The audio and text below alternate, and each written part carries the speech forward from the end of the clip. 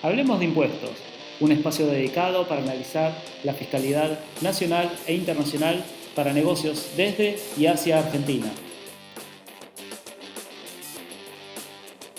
No olvides compartir este podcast con tus amigos y conocidos. Puedes encontrarme en internet en www.sergiocarbone.com.ar.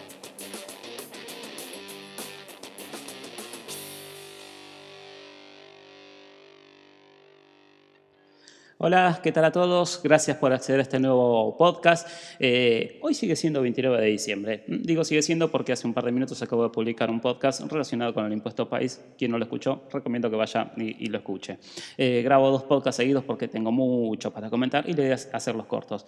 ¿De qué se trata? Del bendito impuesto sobre los bienes personales. Impuesto de emergencia que se estableció en su momento, de alguna forma retomando la idea de los impuestos sobre los activos. Y en definitiva, como sabemos, aquí en Argentina vino para quedarse. Pero ¿por qué digo bendito impuesto sobre los bienes personales? Mucho se ha comentado en estos días que el nuevo Poder Ejecutivo hoy iba a promover alícuotas de 5, 10%, hasta 20%, logré leer unos diarios, para aquellos que hayan blanqueo y tengan bienes en el país. Bueno, nada de eso sucedió. Pero ¿qué es lo que sí efectivamente sucedió? Se sanciona la norma en el marco de emergencia económica, financiera, fiscal, administrativa, sanitaria. Es decir, seguimos en emergencia económica general. En ese marco se sanciona la norma, se vuelve al esquema de las escalas que regían anteriores, a decir, que regían a diciembre de 2015, si se quiere, con la particularidad de que hay una falacia encerrada en esa afirmación. Es cierto, las escalas parten del 0,50 al 1,25. Si yo miro la escala que regía antes de que el gobierno de Macri empiece su gestión, es cierto, esas eran las escalas, ¿sí? Pero también cabe agregar que los importes nominales que hacen a la progresividad del impuesto están vigentes desde el año, si mal no recuerdo, 2018, con la última modificación que se hizo a la norma del impuesto sobre los bienes personales. Y a esa fecha el dólar estaba a unos 36 pesos. Hoy el dólar está a unos 63.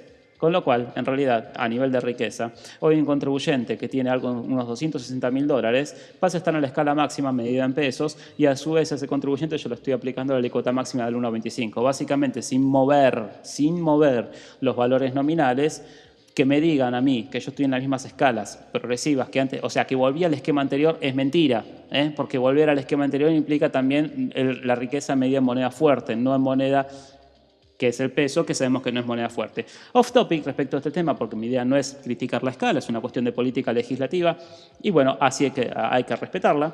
¿Qué es lo que quiero decir? Bueno, mucho se ha dicho, mucho se ha hablado, publicado y demás sobre cuál va a ser el impacto del nuevo impuesto para los sujetos que tengan activos externos. Y de pronto la ley de emergencia lo que hace es habilitar en el segundo párrafo del artículo 25 de la hoy Ley de Bienes Personales a que el Poder Ejecutivo establezca alícuotas diferenciales o incrementales. En realidad son alícuotas incrementales, aunque las llaman alícuotas diferenciales, para aquellos sujetos que tengan bienes en el exterior.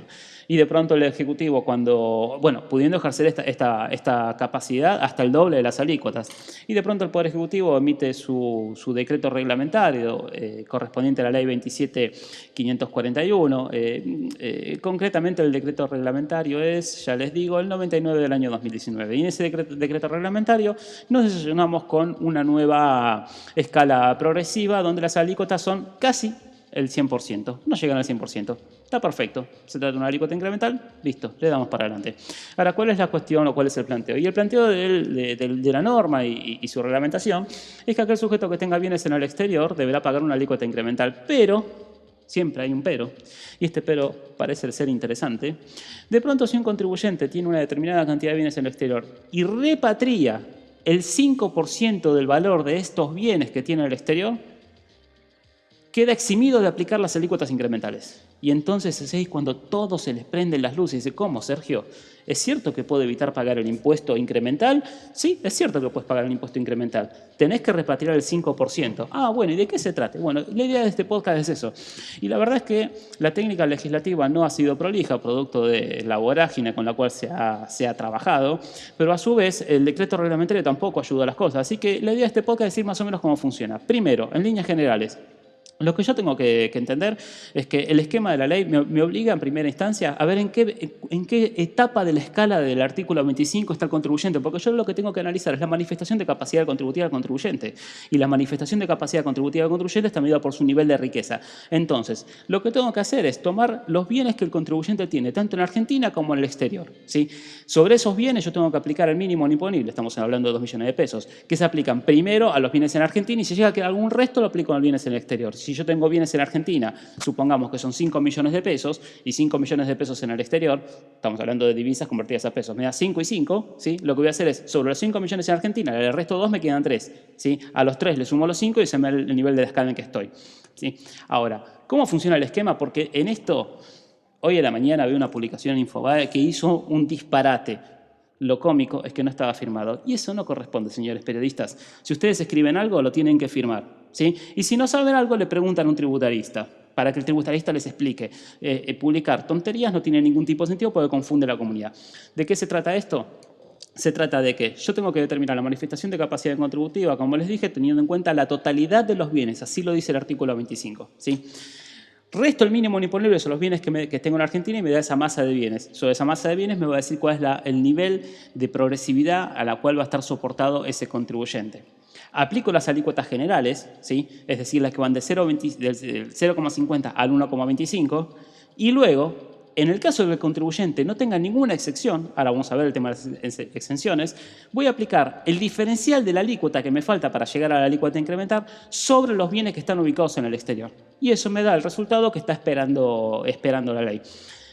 Si se realiza el procedimiento de otra manera, va a llegar a confusión. Ahora, ¿cómo hago para evitarlo? Porque resulta ser que yo de pronto estoy grabando los bienes ya de facto, de por sí, a la alícuota progresiva que puedo llegar hasta el 1,25.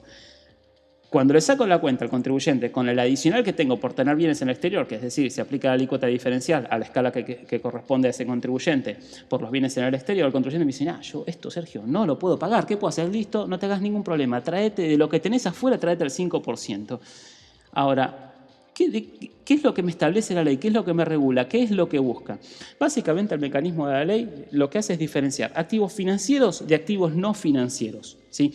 Y de los activos financieros establece una segunda segregación, los que son realizables y aquellos que no son realizables. Entonces me dice la ley, mire señor contribuyente, del total de los activos que tiene en el exterior, usted puede evitar este cargo adicional o esta alícuota adicional si usted de ese total de los activos trae el 5% de los activos y los repatria. Bueno, perfecto.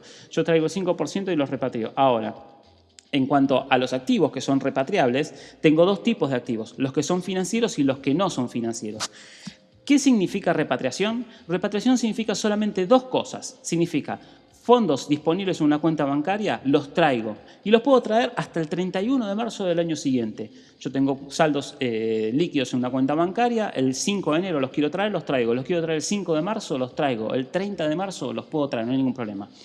Tengo activos de carácter financiero, y esto me tengo que remitir a la definición legal de lo que es un activo de carácter financiero. Si eso es un activo de carácter financiero, yo puedo venderlo y el producido de esa venta lo puedo repatriar. Recién ahí se da el hecho que está pidiendo la ley, que es la repatriación. Ahora, si yo tengo un inmueble y ese inmueble lo vendo el 28 de febrero y traigo el dinero el 5 de marzo, ¿puedo evitar la alícuota adicional? No, porque lo que está repatriando es el resultado de un activo que no es un activo financiero. Y esto es una cuestión que debe tener en cuenta el contribuyente, ¿sí? Porque lo que busca la norma es cuando me diferencia entre activos financieros y activos no financieros, es para luego establecer qué significa la repatriación. Y la repatriación busca que traigamos aquellos activos que, sin ser líquidos al nivel de la moneda fiduciaria, son líquidos porque yo los puedo vender. La realidad es que hay una gran cantidad de contribuyentes que de pronto hicieron inversiones en activos financieros, esos activos financieros con el tiempo perdieron gran parte del valor de mercado y no se le podía pedir que salgan a liquidar todos sus activos para evitar el impuesto adicional, que se sabía que esto tendía a la repatriación. En lo particular, creo que es una sana opción legal tender hacia la repatriación. El argentino debería tener sus dólares aquí en Argentina porque el país los necesita, está claro, pero no le puedo pedir a alguien que realice una pérdida de capital. Entonces, una pérdida de capital sobre el 100% y es severo e incluso podría analizarse la constitucionalidad de la medida. Ahora, una pérdida de capital equivalente al 5% del total del activo que tiene el exterior y ya es más difícil salir a gritar la inconstitucionalidad de la norma. Entonces, más o menos este es el funcionamiento que tiene la norma. Dos cuestiones muy cortas. Se ha hablado de la inconstitucionalidad del impuesto. Mentira, no es inconstitucional. La verdad es que en estos valores no se puede alegar confiscatoriedad. Sendos antecedentes de la Corte Suprema de Justicia de la Nación así lo han dicho. Y otra cosa que se ha dicho es que es inconstitucional diferenciar entre contribuyentes porque yo resulta ser que en lugar de invertir en Argentina invierto en el exterior, entonces sufro una alícuota adicional. Mentira, no es inconstitucional. Sendos antecedentes de la Corte Suprema de Justicia de la Nación también así lo ha dicho. Entonces, estamos frente a una norma que lo que establece es, o lo que quiere usufructuar es la capacidad de dirigir la intención de los particulares, porque en definitiva las normas fiscales no solamente tienen objetivo de recaudar impuestos, sino que también tienen objetivo de cumplir ciertas funciones que son de carácter extrafiscales. Y en este caso, claramente la función o el interés de esta alícuota adicional no es un interés netamente fiscal, sino que es un interés de motivar al contribuyente argentino de que reingrese o repatrie los fondos.